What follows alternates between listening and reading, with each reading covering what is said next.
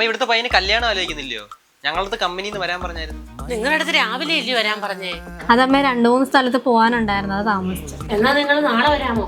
അല്ലമ്മ ഒരു 10 മിനിറ്റത്തെ കാര്യമേ ഉള്ളൂ, ഇപ്പൊ തന്നെ ഡീറ്റെയിൽസ് എല്ലാം പറഞ്ഞുതരാം. നമുക്ക് അങ്ങോട്ടിരിക്കാം.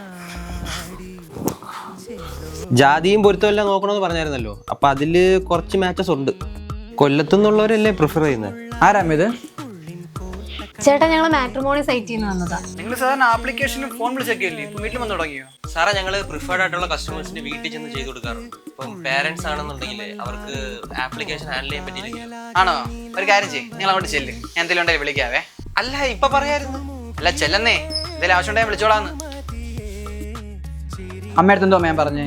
എടാ തിരുമേനി പറഞ്ഞ എനിക്ക് ഓർമ്മയുണ്ടല്ലേ, 27 കഴിഞ്ഞ് ഇപ്പോഴെങ്ങും നടക്കത്തില്ല, പിന്നെ 32 ആവണം. എന്നാ 32 മതി. 32 കൊണ്ട് അങ്ങോട്ട് ചെല്ല, അവിടെ ഇരിക്കുക പെൺപിള്ളാര്. ഇവിടെ കൊച്ചു പിള്ളേർക്ക് കിട്ടുന്നില്ല. ഇവരൊക്കെ എന്തിനാ ചുമ്മാ വിളിച്ച് സമയം കളയുന്നേ? അയ്യാക്ക് താല്പര്യമൊന്നുമില്ല, ആ അമ്മയുടെ ഇവിടെ നിർബന്ധിക്കുന്നതാ. സത്യം പറഞ്ഞാൽ ഇങ്ങനെയുള്ളവരെ കെട്ടാതിരിക്കുന്നത് നല്ലത്. എന്തിനാ വെറുതെ ജീവിതത്തിലോട്ട് വരുന്നവരെയും കൂടെ ബുദ്ധിമുട്ടിക്കുന്നത്? അത് പറഞ്ഞാൽ ശരിയാ. അയ്യോ സോറി സാറേ, അങ്ങനെ ഉദ്ദേശിച്ച് പറഞ്ഞല്ല. അല്ല, പറഞ്ഞ തെറ്റൊന്നുമില്ല, അമ്മയുടെ നിർബന്ധ പ്രകാരമാണ്. എന്തായാലും ഇതൊക്കെ ശ്രദ്ധിക്കുന്നല്ലേ.